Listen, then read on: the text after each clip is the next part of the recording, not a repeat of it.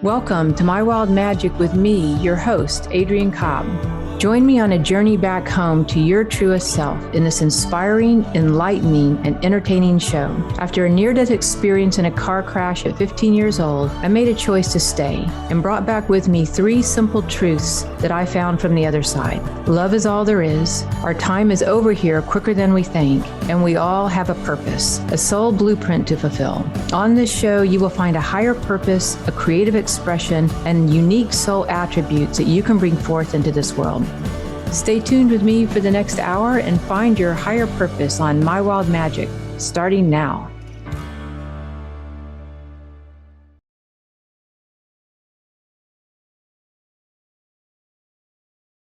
Welcome, everyone. Thank you so much for being on the show today.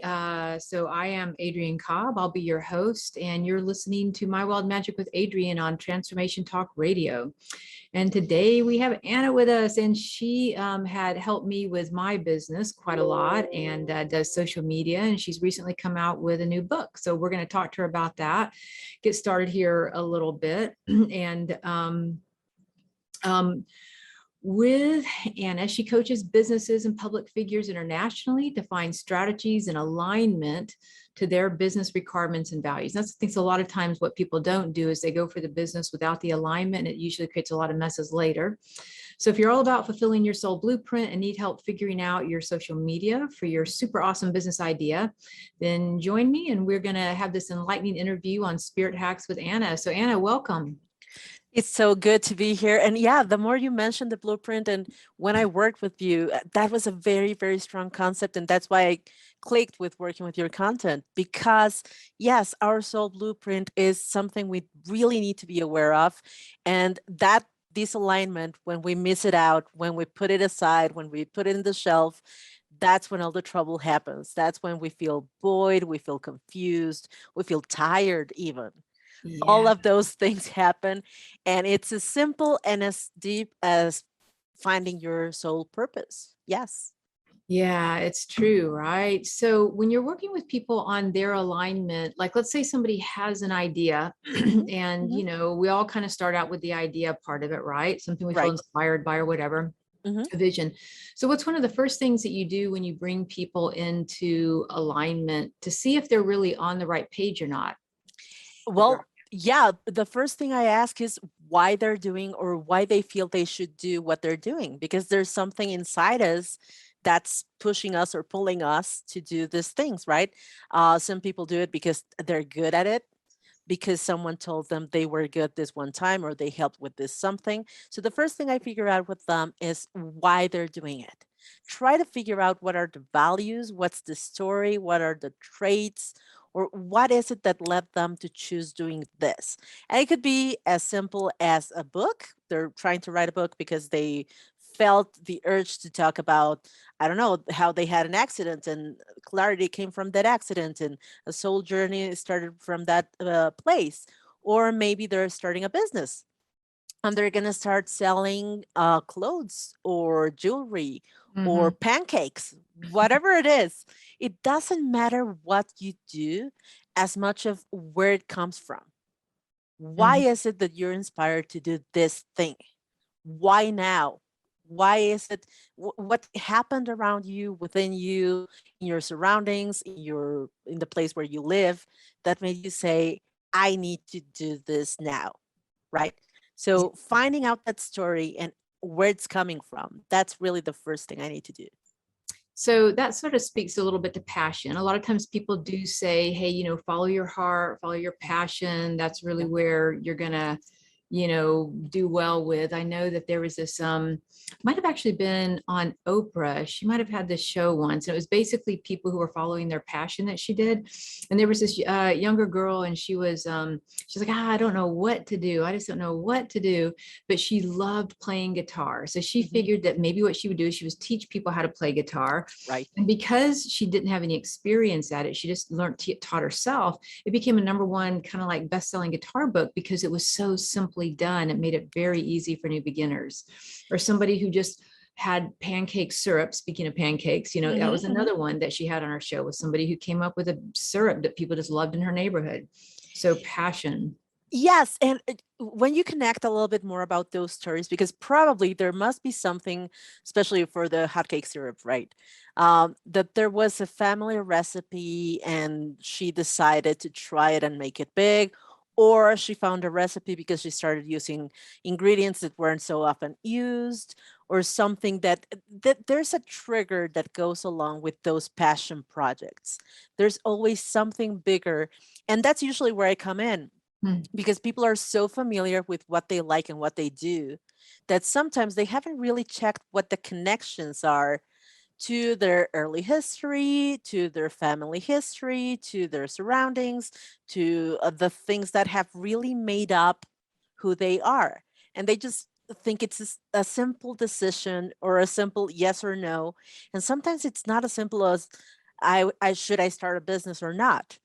It's why do you want to do it? What do you want to, what is your role in your becoming that business person, right? Because there's a lot of ways to fulfill your passion and your mission. And Mm. sometimes it's not being a business owner. Sometimes that's not really it, but you think that's how you have to play it because you haven't figured out how to fit yourself into a bigger scheme. Yeah, yeah. I know, you know, and for some people, it's going to be just a drive for service. You know what I mean? Like, I know for me, when I was a child, like some people know what they want to do when they're little, or their parents give them direction. I want you to be a lawyer, a doctor, Yes. or whatever. Yeah. And I never had any pressure to be anything, kind of just sort of cruising through, surviving the childhood, right? Yeah. Yeah. And I had no idea what I wanted to do. Like, people ask them, like, I just had no clue, right? And then I had a car accident at 15, right? But when I came back from that, the one thing I held on to is that the soul never lies. Like, I felt like, gosh, you know, after this kind of experience, I feel like all of a sudden I saw the world very differently, and maybe even a little bit jaded almost, you know? Yeah, I right. realized the soul doesn't lie. That was my theme. The soul doesn't lie. And so I ended up creating a business and really going into kind of opening up my intuition to work with people. But my entire business is related on listening to a person's soul. And it's evolved over the years, but it was that driven sense of purpose. Because that's the other thing that people can say is I have a passion, but some people say I'm driven with a purpose. Right. I'd say I'm probably a little bit more purpose driven. And I do have a passion for what I do, but I could say it's probably more a purpose I feel inclined to have to fulfill inside myself. Like it's a driving force. I cannot not do what I do.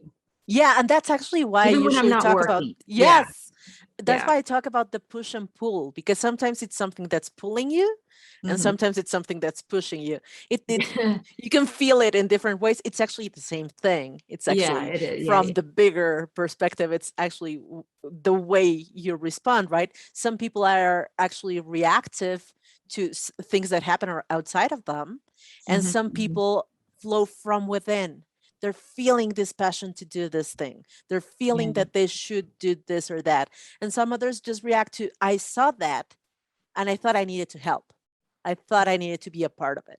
Right. So that's the push and pull. But it's really an attraction to where you fit in the world. It is. Yeah. So we got passion. So it's all about the heart. I just got it. I have this cause I just got to do. Then there is the service. That again, it's a driving force of being of service, like it's a purpose-driven sort of life. I'd say another one though that I see in people just in my own line of work is also people who are visionaries. Right. Like that's, and again, it's not that the other two, purpose and passion, aren't there, but vision seems like its own sort of category. Like people who are visionaries, just again, they have to fulfill the vision, or and they're just a plethora of visions all the time. Right. And I think the visionary is the most complex, because I have to fit myself into that category. I see the big picture and I'm like, oh, if only all these pieces were coming together, I know how this plays out and it's good and it's wonderful. And that's very I get interesting. chills when you say that. Like, because it happens, and it tends to happen with people who are multi-passionate, right? I quote that because it's really the same passion in every different path. It's not that you have different passions. But when you have these things, like I know it came to play with myself because I love music and I love creating, and I've always been passionate about spirituality and bigger truths and how we interact with each other, right? So for me, it was very hard to figure out, what do I do with my life? I'm like, I'm good at this and this and this. And I was like, how That's a can I big one. bring these things into play? How do I make this recipe work for me? So I tried different things. And when you're going through that path, sometimes people think like you're lost or you're Yeah. erratic or you're not clear about who you are. And I was very clear about who I was, right? Yeah. Yeah, you are. You're a very clear person. you know? Yeah. But when you put those things into play, sometimes that's what you end up learning, that you're a visionary and that you see bigger pictures. And that's what your talent is. It's not that you're just a Yeah. builder or just an artist or just a writer or just a coach or just a teacher. It's that you have this bigger vision of what you would like to be part of. When I think as a visionary, like there's this recent thing I saw, maybe it was on Gaia actually, and it's basically when you want to manifest a vision in the world, or manifest an idea, you want to look at yourself kind of in three ways. It kind of almost takes three pillars to make an idea work, right? One is the visionary. You have a vision of something. Second is that you know how to organize it and manage it, which not everybody's good at. The third is that it's the person who takes action and does the ongoing work to make it sustainable. Mhm, So, mhm. a lot of times for entrepreneurs, they might be a visionary, but they really need a really good manager to keep everything organized. And they need the other workers to make sure the daily activities get done too. And I happen to Yes. have an amazing team right now that I'm working with, that they end up actually doing. We all have a role. We fit into those three things. And so the business works really well because of that. But that's something I think with visionaries, it is a little bit hard sometimes to ground it if you don't, kind of know how to do some of these other things. So we're going to go to a quick break. And we will be back in just a moment. I'm Adrienne with My World Magic with Adrienne and Anna, our lovely guests. So we'll be back in just a moment.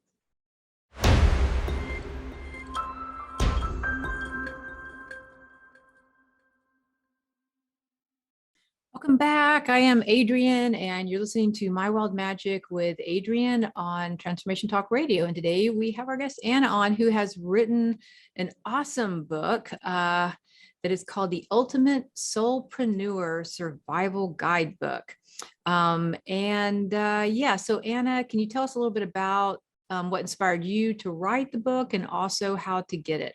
Yeah, it actually it was inspired. It sounds strong when you talk about survival. And I really hesitated to use the word, but that's really it. I was talking to so many of my friends who were getting fired from their jobs, who were becoming moms and couldn't find a space in the workforce. And they kept asking me, "You've been doing this on your own for a while now. You've never really been employed for a long time. How do you do it?"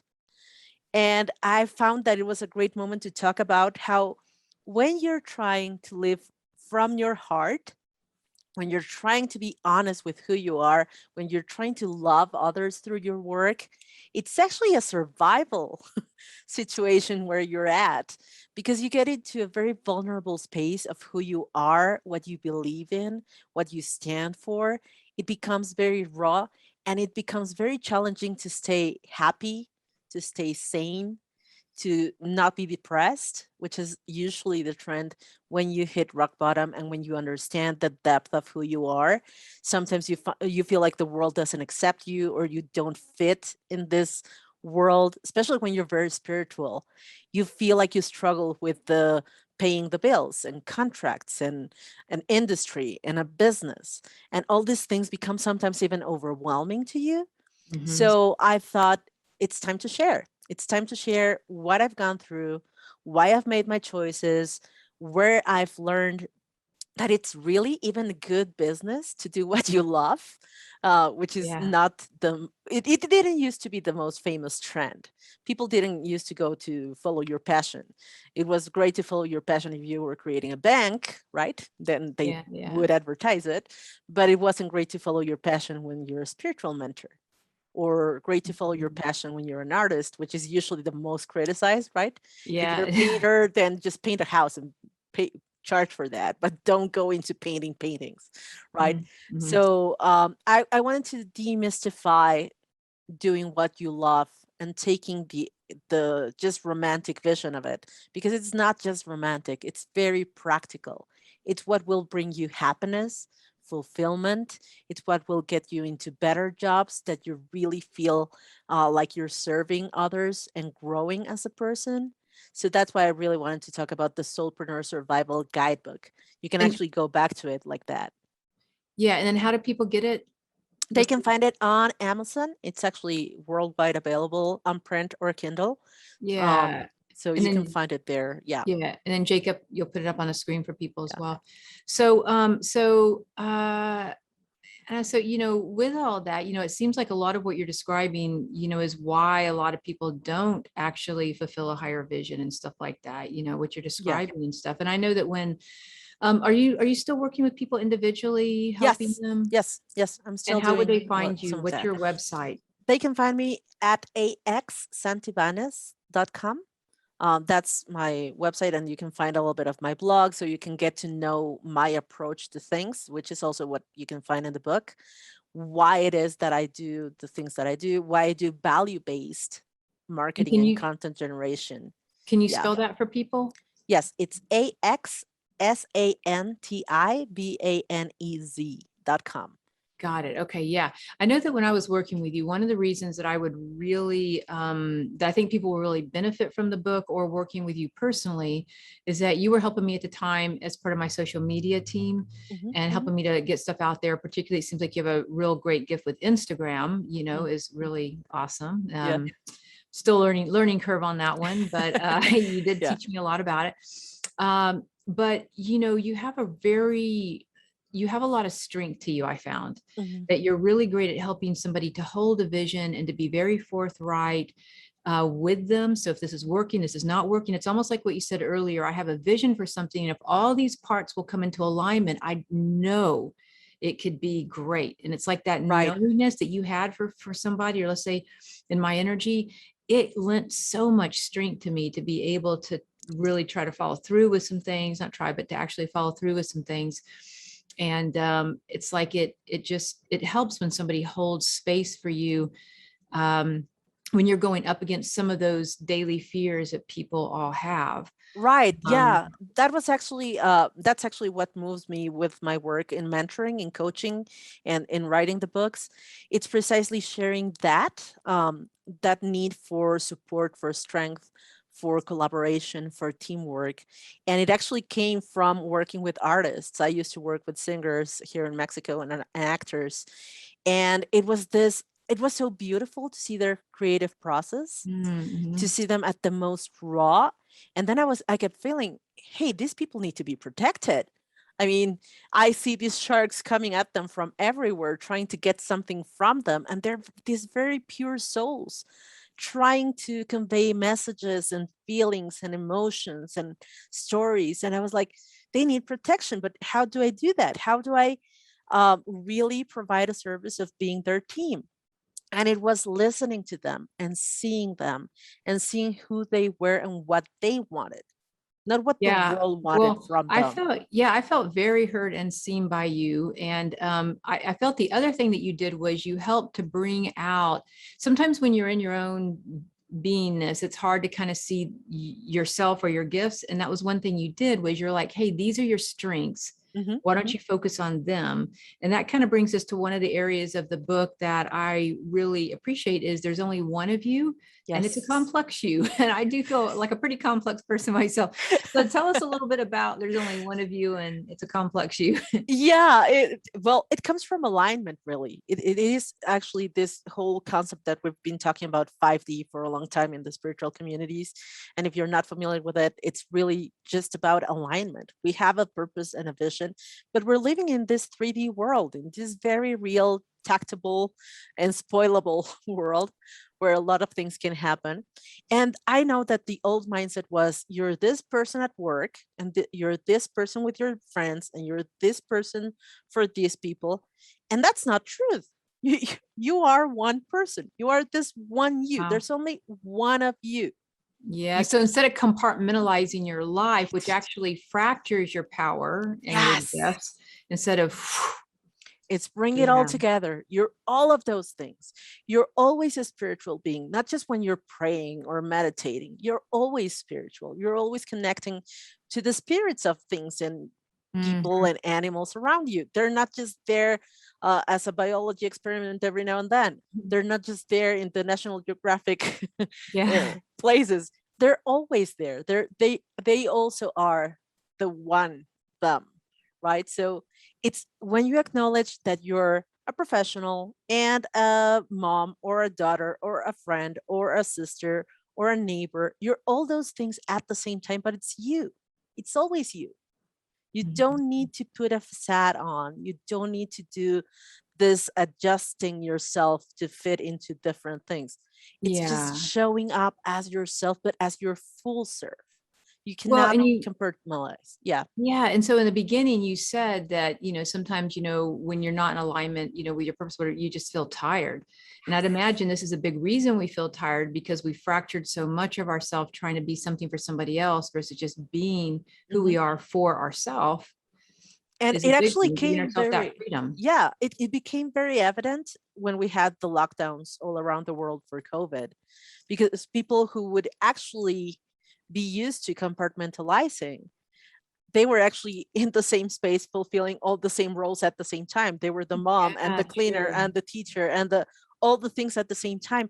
And Mm, that's why I thought about talking about it at that time, because I'm like, now you're getting it. You're one person and you have 24 hours to do all these things and you're just occupying this space. So you yeah. don't have the luxury that we usually have of when I'm at that place, I'm someone else. If I go to the store, I'm someone else. If I am in my office, I'm someone else. No, all of a sudden, a whole bunch of people were overwhelmed actually by this because Yeah. they realized they were everything all the time. And it's like, what's that? Well, that's who you are. That's a great evolution of our humanity. One of the blessings maybe that has come from COVID, Mhm, mhm. it's kind of upgraded a lot of things. And yeah, bringing us back maybe to that oneness is a big one. I love how you're, yeah, bringing that together. Yeah. Yeah, and it actually allowed for a lot of changes, and we're seeing it in the world right now. Even the workspaces and office spaces are adapting into home office because people realize, wait a minute, so I can actually take care of my garden and my family and enjoy living and work. I can do that and I can show Yeah. up at my best. Not at the same time. We do still need to plan and schedule. We cannot do everything at the same time. But it allowed us to be also humble in the fact that we cannot grow food all the time by ourselves, right? We need someone to do it for us. We Mm-hmm. cannot become this know it alls and do it alls all the time. And that's something that we were actually going for before COVID. We were very prone to, I'm a soulpreneur, I'm a solopreneur, I can do it all on my own. No, you're really good at something and maybe you could do it all on your own. But Mm-hmm. what if you let that person that's super passionate about editing to do the editing? And that person who's Yes. super passionate about numbers to do the numbers? And that Yes. person who's Yeah. super passionate about dealing with people all day long to go do the dealing with people all day long. Maybe you love people, but not that much, Yeah. right? Yeah. True that. Yeah. Right. Yeah. That's beautiful. Yeah. I love that. A lot of times, when I'm working with the soul blueprint with people, I'm always like, hey, you're your own unique little snowflake in the world and you need to get your little snowflake, twinkle toes on here because Right. you're the only one. Like if you'll just acknowledge you are the only one, no matter how many people are doing social media, no matter how many people are playing guitar, no matter how many people are a chef in a kitchen, you're your own unique style of Right. that. Yeah, Yes. absolutely. So we're going to go to a quick break. You're listening to Adrienne with My Wild Magic on Transformation Talk Radio. We have Anna on with us, Anna Santibañez, and we'll be back in just a moment.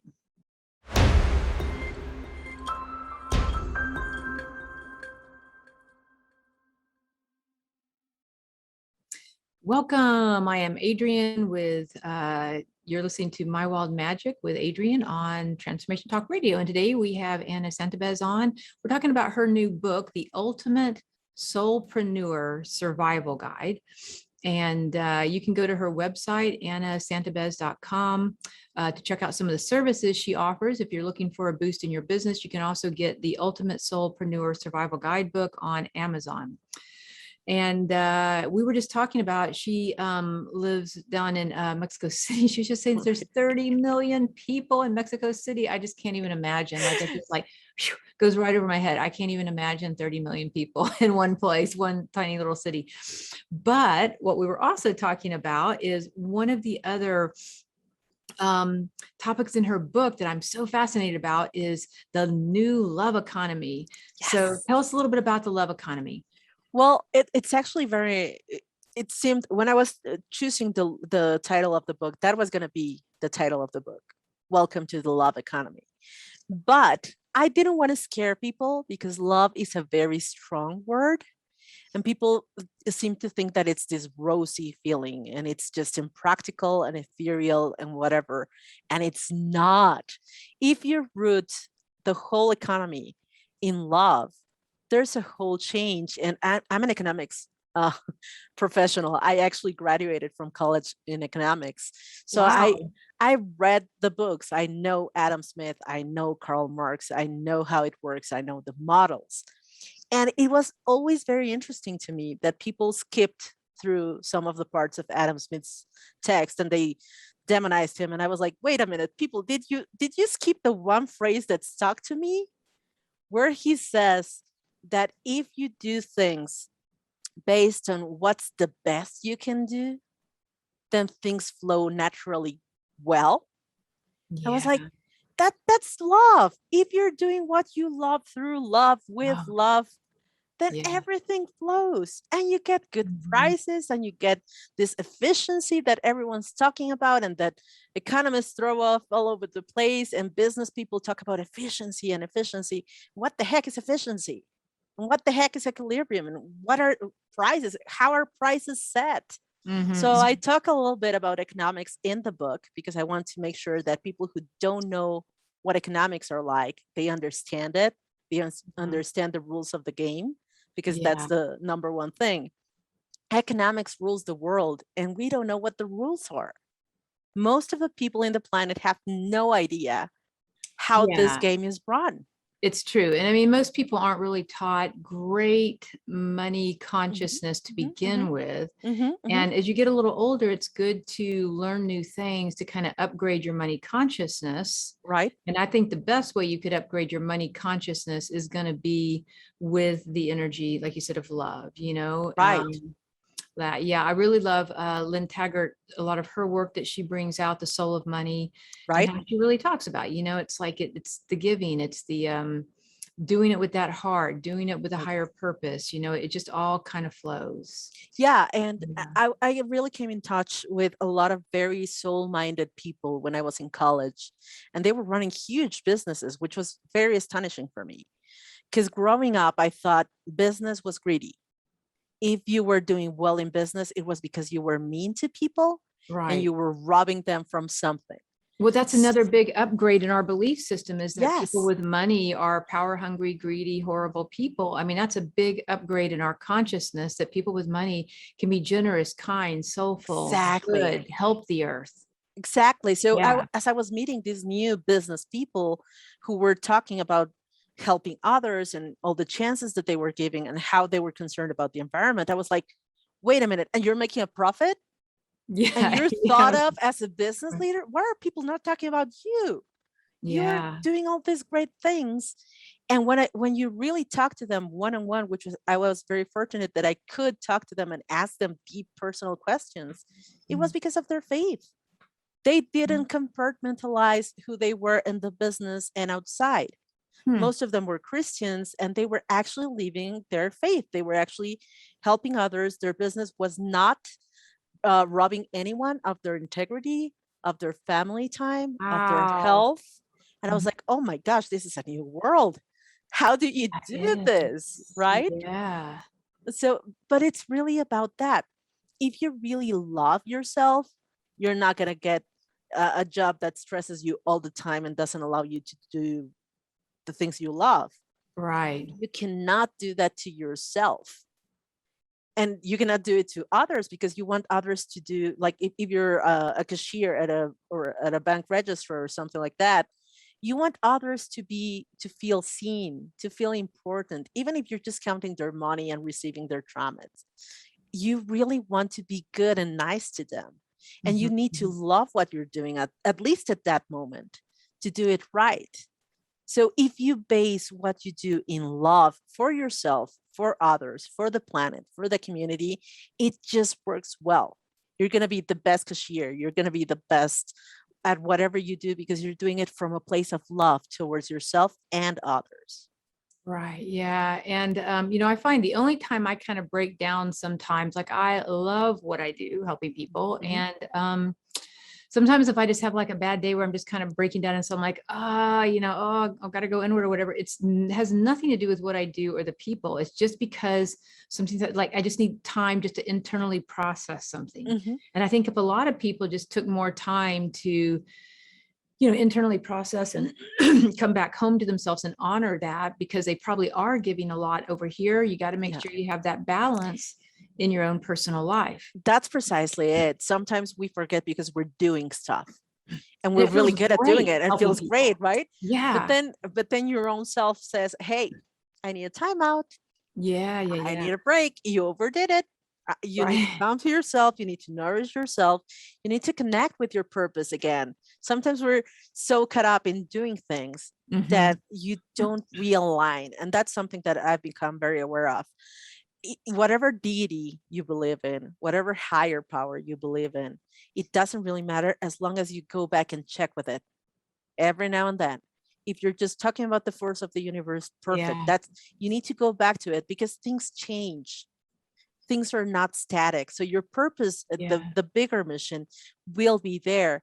But sometimes what you thought was perfectly clear now needs an adjustment. Now that one thing that you were doing needs to change a little bit.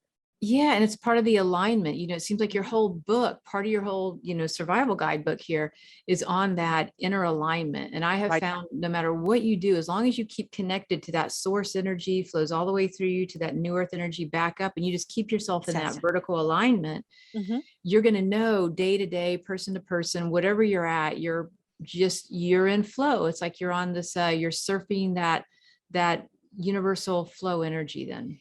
And it's so perfect. I've witnessed it so much in my life. When I was talking to you about, I love doing this and I love doing that. When I was doing social research and I was working with government projects way like 5 lifetimes ago, when I started working with them, then suddenly one day in the airport, I run into a singer and I talked to her for 20 minutes. And I started listening to what she had to say. And I understood, hey, I want to do this.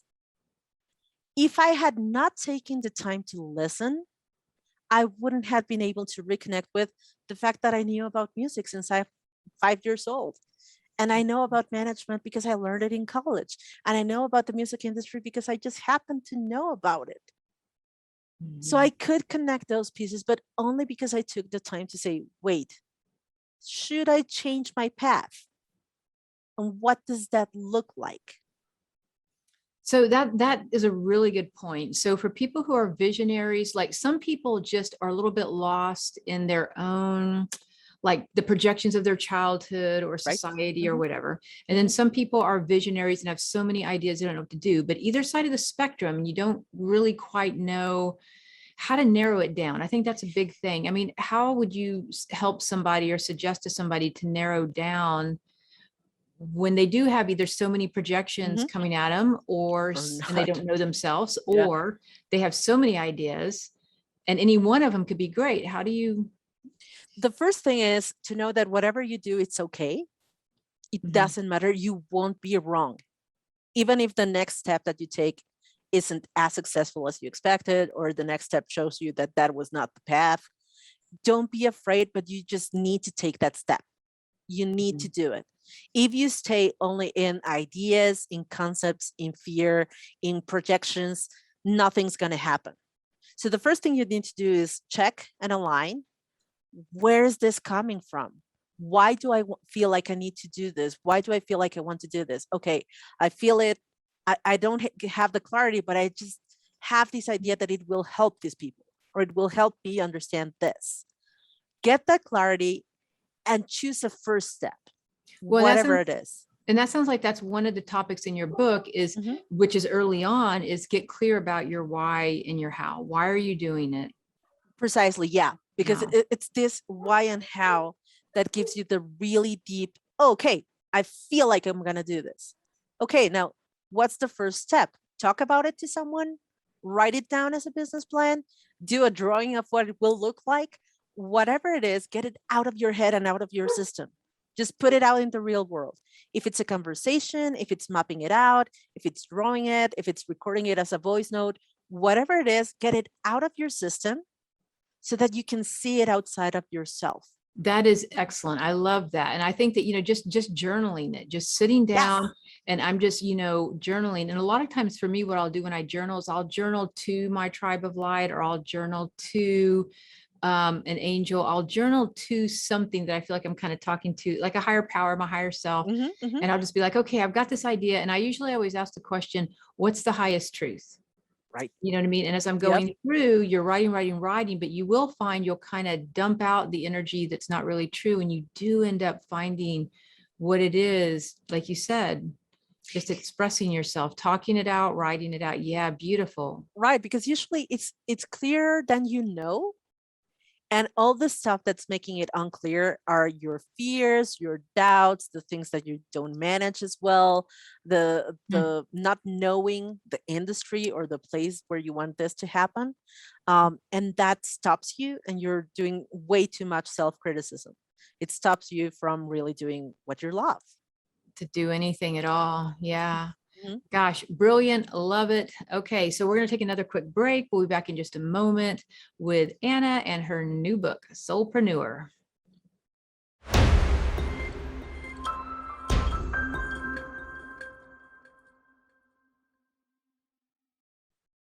Welcome back. We are on My Wild Magic with Adrienne, and I am Adrienne. Today we have Anna Santibañez on with us, and she has her new book out here. That is the Ultimate Soulpreneur Survival Guidebook. And you can find that on Amazon. You can also look at other services that she offers at axsantibanez.com to check out more of what she does. And we are talking about the energy of being a soulpreneur and also the love economy. And we were just kind of talking about how in that love economy, how it's not only just you taking your love and putting it into a product or a service and offering, there's love that's just coming out of you and flowing into your immediate community. But it also, when you start interacting with love, it really upgrades the energy into the entire collective consciousness that we're all interacting with. And it starts to literally create a new economy, a new morphogenetic field that we're all connected to for the love economy as well. And one of the things I'd studied is Ken Honda, and he's Japanese. He works a lot with money and stuff like that. But one of his things, it's a favorite thing, and man, it works really well, is that every time you give or receive money, think about money, bless money, whatever, you just say arigato. And that's just thank you. Thank you. It's happy money, basically. And so the love economy reminds me of all of us upgrading, transmuting even the energy of money, whether it's credit cards, cash, Bitcoin, stocks, whatever it is that deals with money. It is a field of consciousness. And when you're bringing Anna's kind of concept into it, we're all upgrading money consciousness to be a more purified field, like arigato, just to say thank you. Thank you for that. Thank you for receiving and giving. Yeah, and that's actually, I talk a lot about gratitude in the book because gratitude really did change my mindset. It really made a difference in the way I approached business because I became very grateful. Every client I got happy about it. I would be so grateful that I would learn more about them, about their work, about what they were bringing to the world. I was grateful that I could bring their work to the world. So every time I would get a little bit tired or frustrated or something happened with the tech, which always happens, I could go back to, okay, wait, yes, this is overwhelming. Yeah, this didn't go right, but hold on. What are you grateful about with this Mm-hmm. work situation, this client, this relationship, this whatever? And it just expands you in a different way. So the love Okay. economy is really bringing what you were saying, that gratitude is part of the love that you feel for what you're doing. And it brings it to the whole system. It brings it to when you're working with whatever you're working, when you're walking in the street interacting with people, when you're buying a product or a service, Yeah. And that's a when big you one. do it from Yeah. love. Yeah. Yeah, when people don't always think about it, but I'm buying these groceries, arigato. I am donating money or, to a cause, Hmm. Hmm. arigato. I Hmm. am Hmm. paying my taxes, arigato. I'm paying a bill, a credit card bill, arigato. I mean, thankfully you have the money, you know what I mean? That Yep. it all, and it creates this big circle of happy, happy money. Love And you're also, economy. yeah, you're infusing with love that money that you're giving, even when you're paying the taxes. Yeah. Because if you understand that when you're giving that money will go into someone who needs a hospital, someone who needs the paved road, someone who needs water, someone who needs an authority to lead the process. If you're infusing your tax money with love, Mhm. then it will, I promise, you might not see it and you might not see it immediately, but the ripple effect of how it is welcomed by the other is really, really powerful. It so is. So that kind of brings us to another topic in your book is let go of your fear and flow from love. Yeah. So what would you tell us about that? Well, it actually connects a little bit with this, because there's two ways where you have to work, because otherwise you're going to starve, right? Many people say, I wouldn't work if I didn't need to work. Well, that's not true. You would work in something. Even if you Mhm. didn't need the money, you would do something with your time. So if Yeah. you take that negative connotation out of work and stop working because you're going to go poor, or you're not going to have anything to Mhm. eat, or people are going to criticize you or whatever, if you take that negative energy out of it and start saying, I'm working because I love what I do, I am working because this is going to give me money to eat. Yes. So Mhm. that's a good thing for me to love my job, even if it's cleaning, whatever. Mhm. I Mhm. am doing it because this is going to be something good. A lot of good is going to come from it. I'm going to have money to pay my bills, to feed my family, to go on vacation, to travel, to just buy that stuff that makes me happy, that wonderful meal that makes me happy and healthy, that will nourish my body to allow it to keep working, right? We're Mhm. just not aware of how each and every one of the choices that we do throughout the day, from our office hours to the products that we eat, to the content that we watch, to the relationships that we have on social media, we're just not aware of how much of us goes into Mhm. them and how much of other people goes into them. Yeah. And money is kind of an abstract thing, Yep. truly. I mean, it's nothing that we want to give all of our power away to, Mhm. on the other hand, right? But it was going to be something like Right. because we're in a collective consciousness, we would have always had something to exchange with one another. And so in its It's a purest token of form, value, yeah, really. and in its purest form, it's that exchange of love. Hmm. And Hmm. then in a Hmm. more physical form, it might be the service we're rendering, the action we're taking, right? Hmm. And then that kind of leads into maybe the exchange of whatever form money might take. It just happened to be something we call money, but it could have literally been anything else. Exactly. But it That's was going to be something that collectively caused us to exchange energy and to evolve as a soul on the planet by having relationships with one another and exchanges of energy. that's really why it connects into love economy, because economics, it's an exchange of value, Mhm. and value is love. Love is value. The love you put into it, the love that flows through you, gives you value itself. You're valuable because you exist, not because of what you do.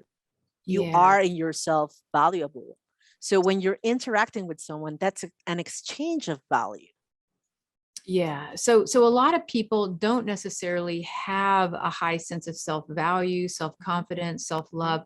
Mhm. So what would you say to that? When we're coming from something and it's just a common phenomena at this point in time, that a lot of Yeah. people don't have a lot of Yeah, value, I actually have don't an feel valued. exercise in my website, and in part of the book, which is write a list of all the people that you've engaged with and go back all the way to kindergarten, to the first people that you engage with, and start noticing how many people you've actually collaborated with in one way or another.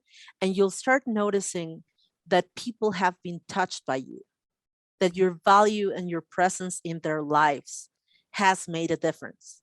Even the people that you've made angry, there's a reason you made them angry that is actually a positive thing in the bigger scheme of things. Right. And if you have those yearbooks or things that you have, notes from the past from your family or people who care about you, go back and read them, because sometimes we forget about those little tiny things. And when you're having one of those days where you're like totally feeling out of place, totally misunderstood, mistreated, out of alignment, sometimes reconnecting with what others see in you allows you to say, oh yeah, right, I'm really good at that. Yeah, I really enjoyed that trip. I really enjoyed playing in Little League. I really enjoyed this different things that you forget about yourself. Like in my case, it was music. I've loved music for so long that I didn't even think I could work at it. And it wasn't until someone said it that I was like, yeah, maybe I'm actually good at this. Yeah, right. True. Yeah. Right. So sometimes you need to do that, to sit down. And yes, the alignment comes from above, from the higher power, but we have a lot of angels around us that point us in the right direction when we need the actual words to be said, right? Or the actual pat on the back or the actual touch on the shoulder. Sometimes we really do need the physicality of it.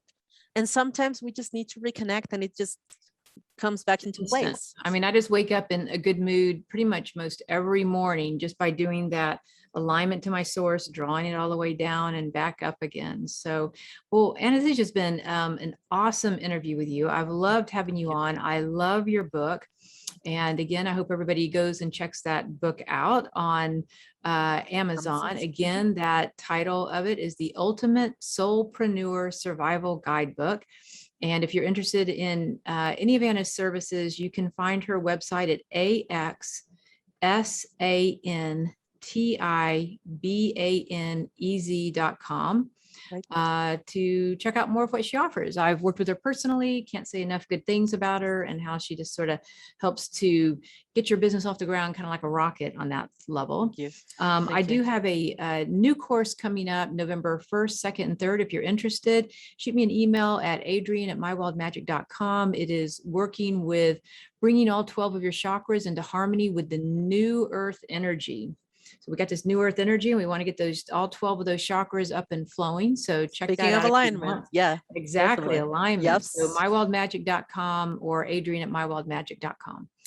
Okay. So thank you so much for joining us today, Anna. Thank you for the space. We'll for sure be in touch. Yeah.